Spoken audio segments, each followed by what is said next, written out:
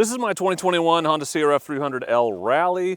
I've had it for over a year, and it occurred to me that I've never actually done a full rundown of all the mods on this build. I just finished a refresh, is what I was calling it. Changed out the handlebars and a few things before I took it to Death Valley last weekend. And I think I'm mostly done messing with it. So let's just run through all the mods I've put on this bike so that you can get some ideas of maybe things you might want to put on your own rally. And as I go, I'll talk a little bit about how I like each of the things when I think it's relevant.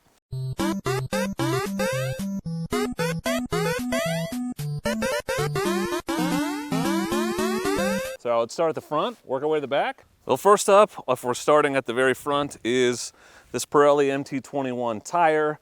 This came on the bike along with the D606 rear, kind of the classic dual sport combo that a lot of people run. You can see, or maybe you can't, but the double knobs are about half as high now as the center knob, and I'm going to replace it as soon as I can get a new one here. So I'm going to put a Tusk D Sport on the front of this. That's what I have on the back. That's what I'd run on everything.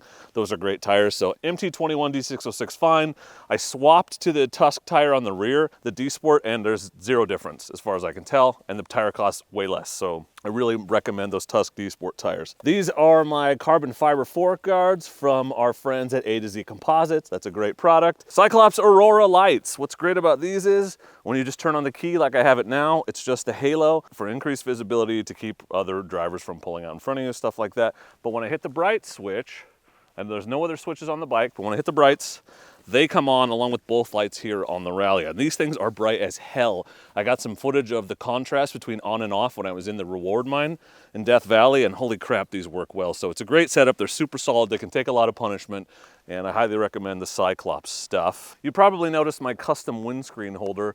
I just haven't gone back in. I need to replace these well nuts because this windscreen flew off on me in Death Valley, but fortunately I had a giant loop pronghorn strap on the rear of the bike. There's another one back there right now. I was using it to like tie my jacket down after I took it off, but it was perfect for this, a quick fix, and got me home. And this is a mount for my Insta360 camera, which I'm gonna stop using because I think the extra weight on the windscreen is what contributed to it flying off on the trail. These are the Outback MotorTech crash bars. I have mixed feelings about these. I think they're a great product. I think they do a great job of protecting the bike, but the combination of this and the additional fairing makes it a real pain in the ass to get to anything under it. The crash bars and the fairing have to come off every time, and then it's really difficult to get back in and get the bolts on the crash bars once you've got the fairing back on.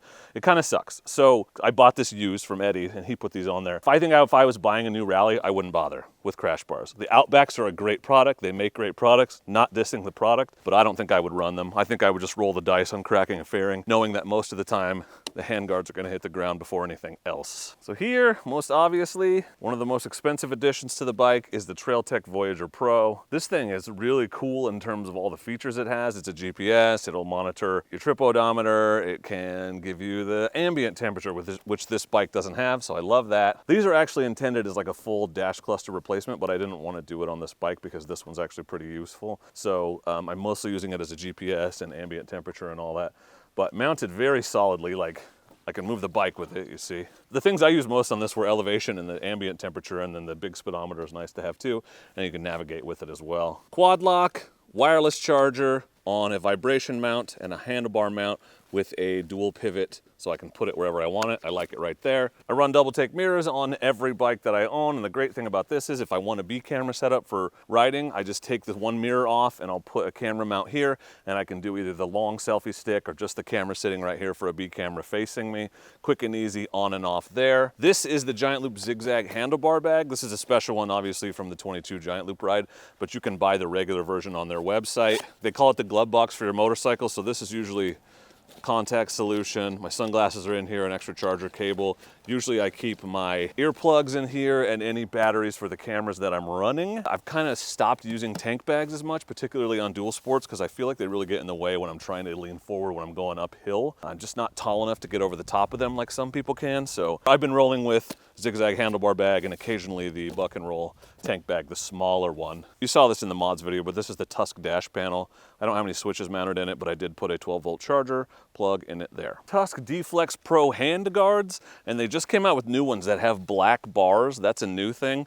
So you can get colored bars along with the colored shields, and I dig that. So I got black bars. It's black here too, as you can see. And then this plastic part on the outside, this is actually consumable. So this comes off, because what hits the ground the most when you crash your bike? It's this right here, at least on a dual sport for me. This thing gets scratched up. I take 2 screws out, replace it. It's a sweet, cheap, and easy way to keep this looking good. And of course, Pro Taper Pillow Top grips. I run those on freaking everything. I love those grips. And once I saw they had a red and black, well, I was sold. I had to get those. I get a lot of questions about skid plate. It's one of the things that I didn't put on this bike. It came with it.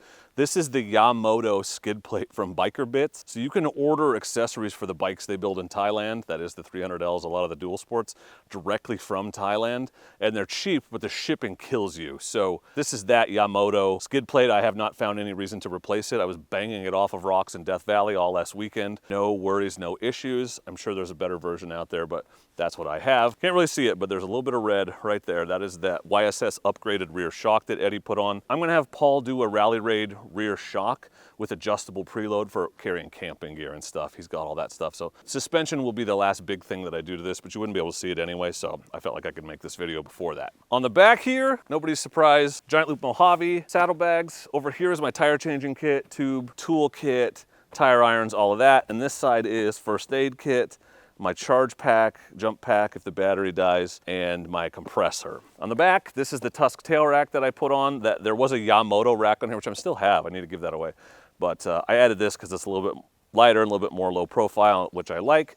And then extra giant loop pronghorn strap here. I was using these for the 1-gallon gas bag in Death Valley, and also, like I said, to put my jacket on there, and then I just pulled one off to hold the windscreen on. This is the giant loop hot springs heat shield, which keeps me from melting my bags on the exhaust. The exhaust is the Graves full stainless setup. You can see it's blue, except it's kind of discoloring here on the logo. I have mixed feelings about this exhaust. They were super cool. They sent it to me.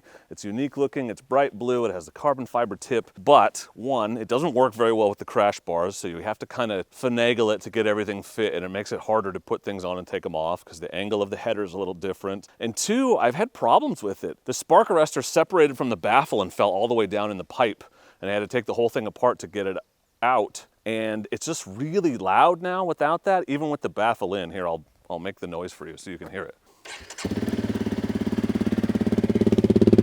And I'll rev it for you.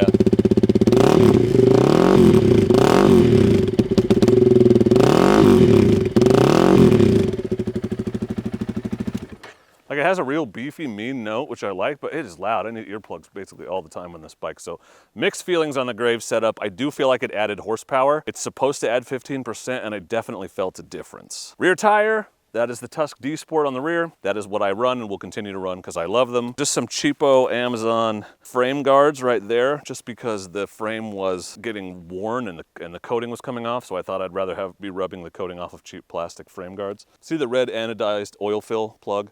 That's a Tusk product. These are the IMS super stock foot pegs. I run those on a lot of bikes and have for a long time. They're a great price. They're like way cheaper than the super fancy ones, give you a much bigger platform, and they're indestructible as far as I can tell. And here is the Tusk tail tidy, which gets rid of the giant whale tail. It was pretty simple to install. You can see me do that in the refresh video that I made. And really the only other mod to show you is the Tusk folding shift lever, which, you know, gives you a little bit more peace of mind when you go down, although I have bent it and had to bend it back more than once. Not running rim locks on this bike. I just don't plan on airing it down very much, so I didn't think they were necessary. There are heavy duty tubes inside the tires. I will link all the mods I just showed you in the description if you want to check them out for yourself. Hopefully you got an idea or two for your 300L Rally, or just dual sport or motorcycle in general. There's a lot of stuff here that they make for a lot of different bikes that works for a lot of different bikes. If you enjoyed the video or got something useful, please hit the like button. And if you want to see more 300L content, dual sport adventure, motorcycling, motorcycle camping content, please subscribe to the channel, because I'm the dork on the road and I want to be your internet riding buddy, and I'm better than your regular riding buddies because I come with a mute button. Thank you for watching, and please do not forget to be excellent to each other. Thank you. Excellent!